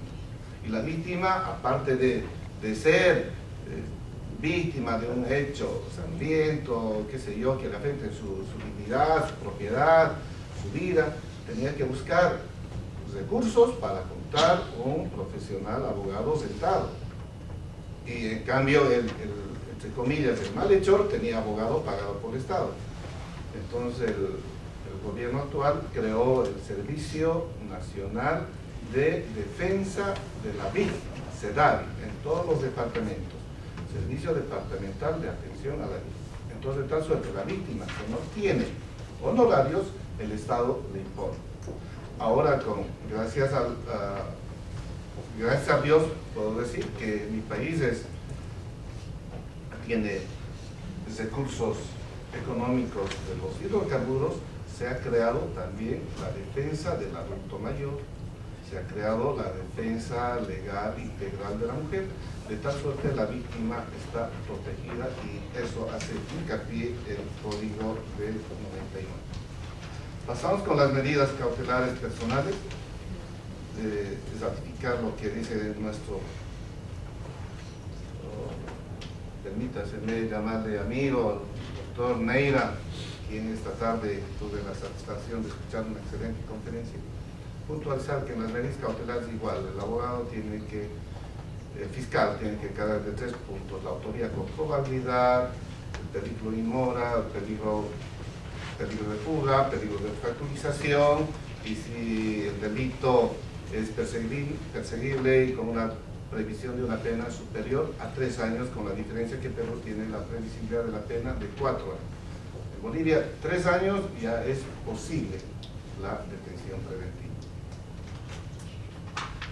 Entonces el abogado lo que corresponderá ahí es desvirtuar esos 3 puntos.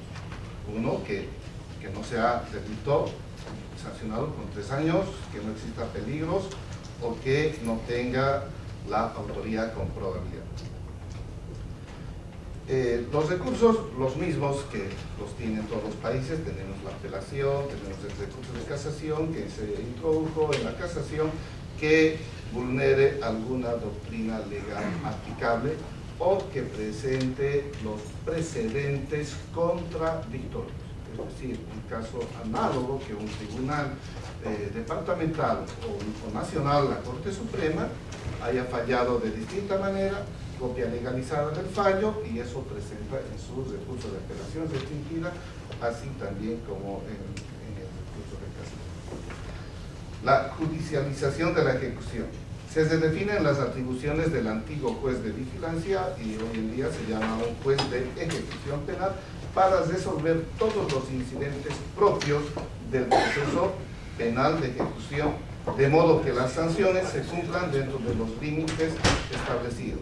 También se delimita, porque antes de ello se encargaba todo el juez de la causa. El juez que ha dictado la sentencia conocerá también de las otras incidencias, como el juez civil, ¿no es cierto? El juez civil que dicta la sentencia se encarga de todas las otras. En cambio, en esta se crea el juez de ejecución penal, y él se encarga de todo ese sistema. Para concluir, me permito señalar que la reforma procesal penal boliviana radica en la construcción de un verdadero Estado democrático de derecho, mediante la efectiva vigencia plena de un sistema procesal penal propio de un Estado, en reemplazo del viejo sistema inquisitivo. Parece lírico, parece literal, que todo estuviera bien. Reconozco, tengo 18 años en el órgano judicial, sé que falta presupuesto en el sistema penitenciario, sé que hay restauración de justicia y tantas otras debilidades que tenemos, pero también tenemos fortalezas, como, recogiendo la expresión, tenemos un solo código, y que estamos aprendiendo, estamos mejorando, estamos yendo a que este sistema, si bien no es perfecto, estamos yendo a lo perfectible. Nos está ayudando la Agencia Española de Cooperación Internacional, la Escuela Judicial, en el camino del fortalecimiento a la independencia del sistema judicial. Ustedes conocerán que el gobierno que entra cambia a sus magistrados por X u otra razón, pero estamos yendo al camino del fortalecimiento de la independencia judicial. Muchísimas gracias.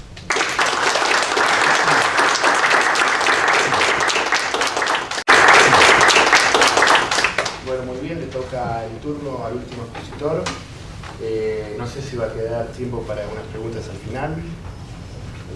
Los organizadores.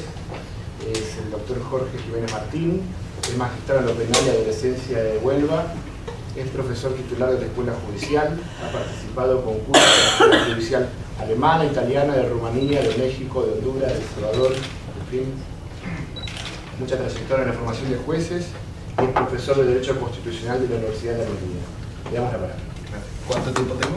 15.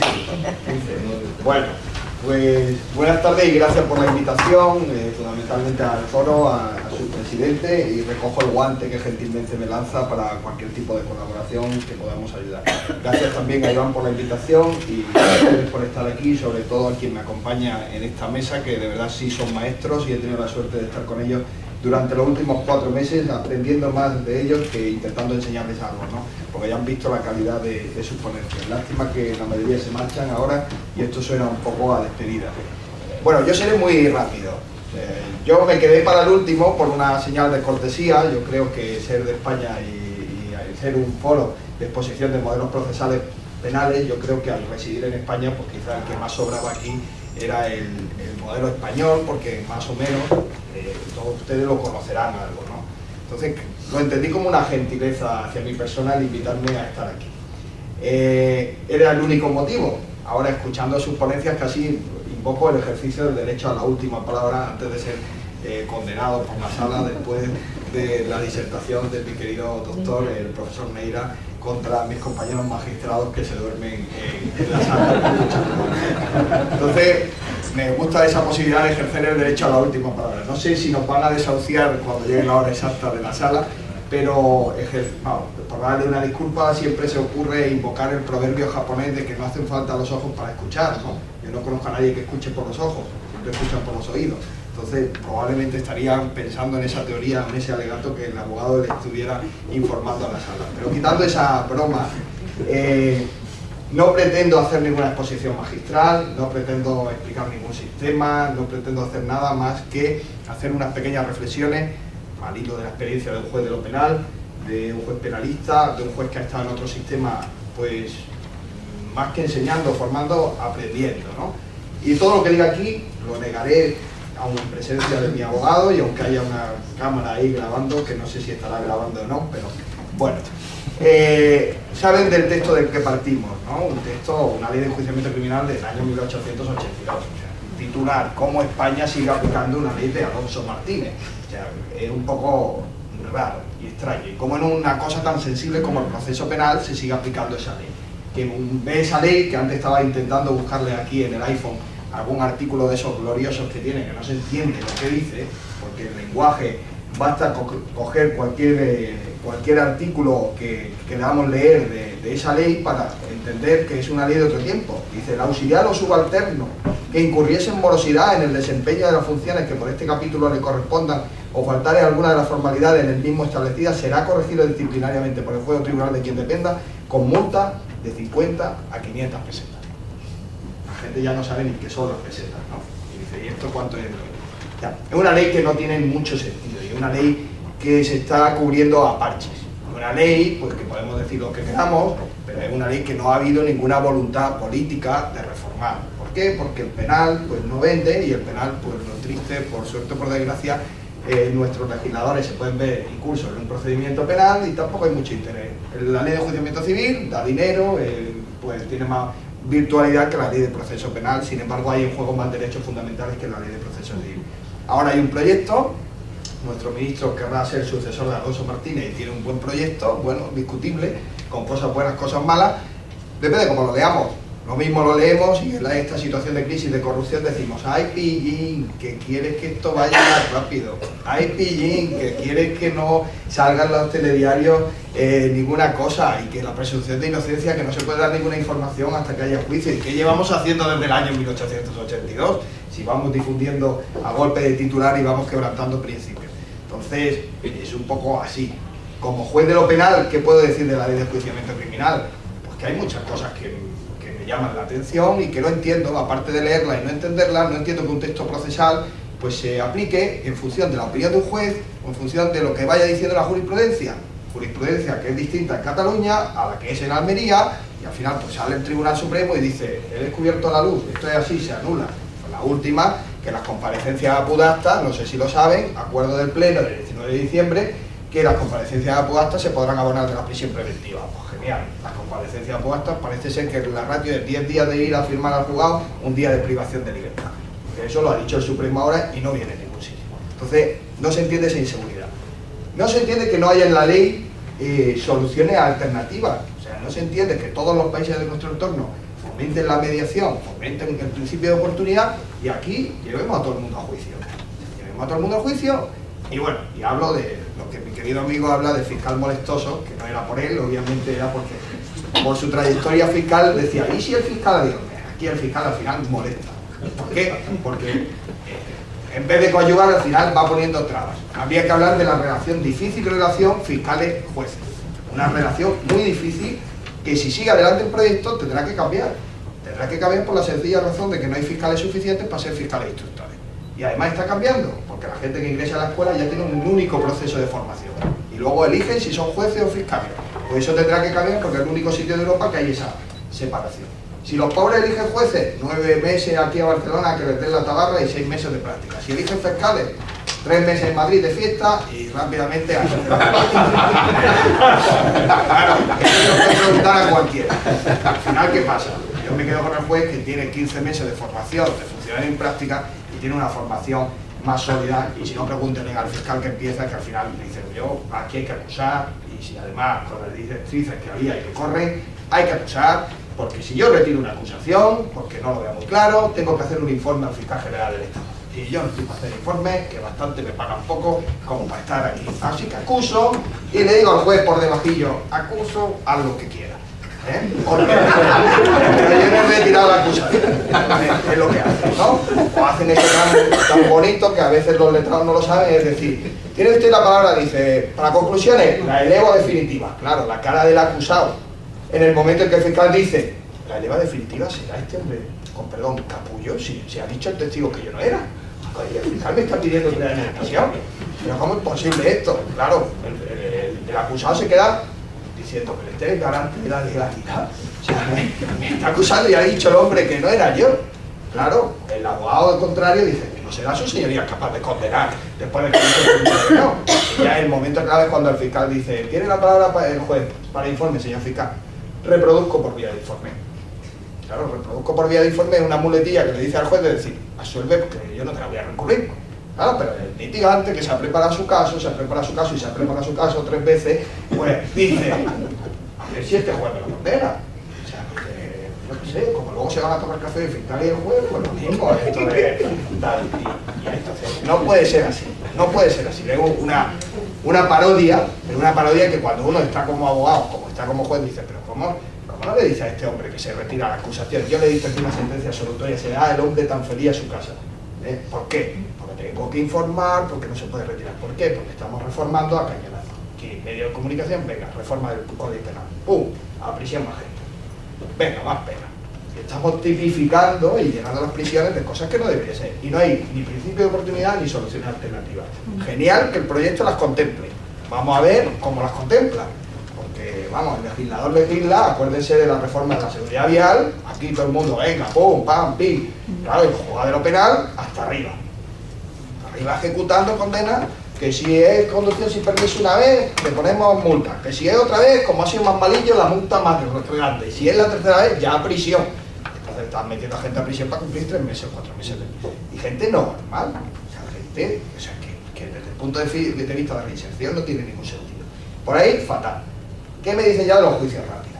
Yo no he visto un procedimiento con menos garantías que el juicio rápido. Y si ya estamos aquí en Barcelona, ya es que cualquiera que nos vea y diga, juicio rápido, ¿cuándo lo tiene? En el 2015, me parece enero o febrero de 2015. Pero ¿cómo un juicio rápido? ¿Esto cuándo será? Bueno, esto ya en el 2017, que me aplicarán las demandas de la serie de vida. Pues yo tengo la suerte que venía de Almería y los juicios rápidos de verdad eran rápidos, eran a los 7 días. O a los 10 días. ¡Qué miedo me da también! Si juicio rápido significa merma de garantía, no sé si han visto el vídeo ese que hay humorístico de Cruz y Raya, de los juicios rápidos, si no métanse en YouTube, pongan juicio rápido, Cruz y Raya, que yo el primer día se lo puse a ellos y alucinaba. Eso es la representación, es un poco parodia, pero casi. Sí, confórmese. O sea, aquello es, no, de verdad, hay veces que en un juicio rápido he tenido que decirle hasta al compañero letrado, decirle, oye, para. Y al letrado dice, sí, no pasa nada, te suspende y luego no hagas nada durante 2 años. Claro, el señor acusado dice, va, entonces multa. Claro, y no da conciencia de haber sido condenado. Yo he encontrado a muchos tíos que van por allí, ¿tú tienes algún problema con el juez? No, en el juicio, no. No, yo fui un día y me dijo un juez, no hagas nada más. Y ya está, me fui y firmé y ya está. Algo te caería. A mí el juez me dijo, no hagas nada más en 2 años. Y yo me fui. Entonces, imagínense, al final le cae otra y a prisión. Y viene el tío llorando, a mí me dijeron que tal, no lo sabía. Claro, y si es violencia de género, ¿para qué? Las pruebas. O sea, no podemos seguir con un procedimiento en que las pruebas, o sea, haya que traer, es verdad que hay que estar al material del juicio oral, pero hay muchos medios probatorios que se podrían aportar de otra forma. O sea, la secuencia del juicio puede cambiar. No puede empezar el juicio declarando el acusado. O sea, el acusado tiene derecho. No podemos usar el derecho a la última palabra para que el acusado contraataque todas las pruebas. Vamos a escuchar lo que hay contra él y que el acusado se exprese y ya está, ¿no? Que vamos a por él. Y eso sin entrar donde se sienta, que a mí me da igual donde se siente, pero bueno, ahí hay otra discusión. La ejecución. La ejecución es un camino y un campo de inseguridad, y estoy mirando a ver lo que me quedan 3 minutos, de inseguridad jurídica. Inseguridad jurídica porque depende del juez de la pena que te toque, se te va a ejecutar de una forma o de otra. Se te va a ejecutar. Hay quien te dirá, vaya usted a prisión en los próximos 15 días, y quien te dirá, no, a prisión ya. Hay quien te dirá, no te suspendo ni te sustituyo, no te doy ningún beneficio, me da igual que estés en Proyecto Hombre haciendo un tratamiento, porque no te creo ya. Aquí hay que unificar algo, y no puede ser que un juzgado esté ejecutando a uno, como pasó en el caso Marilú, en un juzgado y en el otro esté en busca y captura. O sea, no tiene ningún sentido. Entonces, por ahí podemos avanzar en algunas cosas. Y por último, ahí, el enfermo mental en el proceso penal no está resuelto. No tenemos ni establecimientos penales, no hay nada para el problema. Al final, calla, punto, a la prisión, ya, y los de las prisiones. Pero esto es un enfermo mental, bueno, pues ya está, no hay ningún sitio que esté allí, y punto, me cumpla 10 años y se va. Luego los recursos. No creo en una justicia penal que permite recurrir la sentencia absolutoria en primera instancia. O sea, yo creo que si en un proceso, con todas las garantías, se absuelve en primera instancia, pues ya está, ya está. Se absuelve y ya está. ¿Para qué vamos a tener que recurrir? ¿Cómo estamos? Ahora, proceso nuevo. Cosas interesantes. Bueno, que el fiscal tenga la instrucción, bueno, si le preguntan a mis compañeros dirán, miedo me da, porque el fiscal va a hacer lo que le dé la gana. Yo no tengo tanto miedo. O sea, yo creo que una buena fiscalía, yo casi prefiero, como dirían otros de mis compañeros, vale, vosotros quejabais y nos ponéis recursos, ahora esperaros, que yo voy a ser el juez de garantía y cuando me pidas te voy a decir, señor fiscal, esto no está bien, señor fiscal, haga esto usted así. Bueno, pero un fiscal puede tener más sentido porque en los demás sistemas el fiscal es el que investiga y al final lleva al juez y vincula el proceso y el juez valora si sí o si no. Un tiempo de la investigación, como pone el nuevo proyecto, puede ser interesante. 12 meses o 18 meses, no sé, pero hay que poner un tiempo, no puede ser las instrucciones eternas. Luego, hace falta especialización, o sea, no sé. Estamos pidiéndole al juez que sepa de todo, de delitos económicos, de blanqueo de capital, de delitos contra la violencia de género. Y un juez, una persona de carne y hueso, que hace lo mismo que cualquiera de ustedes y que no sabe de todo. Entonces, ¿qué pasa?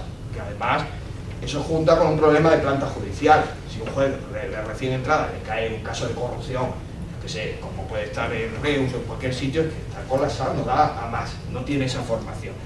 El estatuto de la víctima. La víctima, la gran olvidada de nuestro procedimiento. Bueno, hay un proyecto de estatuto de la víctima que tiene el gobierno para desarrollar la directiva, puede estar bien. Vamos a ver qué papel le da a la víctima. Vamos a ver qué papel le da a la víctima. Se prevé en el primer borrador que hasta que pueda personarse en cualquier momento y recurrir a alguna sentencia, aunque no haya sido parte. Vamos a ver, lo que más me gusta del proyecto es la ejecución. Va a ser un juzgado el que lleve la ejecución. O sea, va a ser como lo de los menores. O sea, el juez tal ve la ejecución de fulanito toda su vida. Entonces, el juez tal va a conocer a menganito y va a tener todas las causas. Obviamente, creará disfunciones también, porque, a ver, qué volumen de ejecuciones podemos llevar. Y luego limita mucho los recursos. Por ejemplo, no podrá recurrir la fiscalía o la acusación para que se condene a más. Si hay una condena, no se permite el recurso de apelación, sí podrá recurrir la defensa. ¿Por qué no lo hacemos al revés? Jo, si han conseguido la condena y no, ¿por qué no hacemos? Yo creo que es más importante que si un juez, o sea, y alguno me podrá decir, no, es que hay delitos muy graves que a lo mejor el juez se equivoca, pero es que lo que le vamos a dar a un juez son delitos de hasta 5 años. Si un juez ve la prueba y considera que no hay prueba, o sea, no estoy diciendo infracción de ley, pero considera que no hay prueba y que no hay nada, pues vamos a dejarla firme y no vamos a tener esos recursos. Y con eso creo que me queda un minuto, termino y lo dejo. Gracias. Muy bien.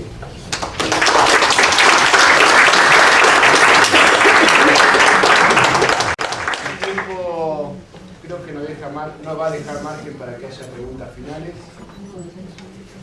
Han sido de mucha calidad y bueno, son muchos temas y muchos expositores. Quedan las palabras finales del doctor Víctor Armando Echegaray Pintado, presidente del fórum que ha organizado esta charla. Así que damos la palabra para la clausura. Señores magistrados, honorables fiscales, juristas todos, compañeros, señoras y señores, en mi calidad de presidente del Fórum Internacional de Abogados Peruanos, que nació en Barcelona hace 3 años, me enorgullezco de que tenga este éxito, porque cuando consigue sentar en una mesa ponentes de la calidad jurídica, social y humana que hay aquí, es verdaderamente para quitarse el sombrero. Y yo no quiero darles simplemente un aplauso, sino mi solidaridad, porque cuando uno lleva tantos años en esta casa ejerciendo el derecho día a día, y más un derecho tan implicado como es el derecho penal, comprende lo que ustedes dicen. Pero es simbiótico que todos y cada uno de los que han expuesto, todos han coincidido en un punto común, que quiero recalcar. Todos han hecho su autocrítica. Y esto es lo más importante en el mundo del derecho positivo, en un Estado de derecho como el de España. Porque ustedes nos han venido a abrir los ojos de muchas cosas que no conocemos. Porque lógicamente el derecho penal es extenso. Y por ello quiero dejar, al margen del agradecimiento personal de todos y cada uno de los miembros del Fórum Internacional de Abogados, a todos y cada uno de ustedes, por haber hecho el esfuerzo de estar aquí con nosotros, enseñando. Yo soy el primero que me apunto. Hoy he aprendido mucho. Muchísimo. Y cuidado que llevo más de 40 años en ejercicio aquí en España. Yo soy peruano, vine desde Perú, becado para estudiar aquí en la Universidad de Barcelona, pero me siento orgulloso. Y por ello voy a terminar con una frase que se hizo muy famosa, pero no como las muñecas famosas, sino en la realidad, técnico jurídico. El conde de Romanones dijo: dejad que el gobierno haga sus leyes, ya nos encargaremos nosotros de hacer el reglamento. Y eso es lapidario, porque eso es de lo que han tratado ustedes cuando hablan del derecho procesal. Porque va enmarcado para que, a través de los recursos al Constitucional o al Tribunal Supremo, honorable señor miembro del Tribunal Supremo de Perú, es donde es el marco adecuado para ver dónde han habido los errores que puedan reparar y en algunos casos aplicar la verdadera jurisprudencia, porque la doctrina es más genérica, pero la jurisprudencia es la que aplica el Tribunal Supremo y el Constitucional. Aquí se han dado casos flagrantes donde se ha reconocido que ha habido errores procesales, que es por la vía del derecho procesal donde se puede conseguir lo que ya no se puede conseguir cuando la convicción a la que llegó un juez para dictar una sentencia no la podemos poner en tela de juicio. Esta es la última y única reflexión que les hago a todos ustedes, a este señorío, que está dirigiendo, veo, la escuela de España, de todos los futuros magistrados, y que aquí está el enjambre donde van a sacar las mimbres para un nuevo mundo, una nueva sociedad, en un nuevo Estado de Derecho. Muchas gracias.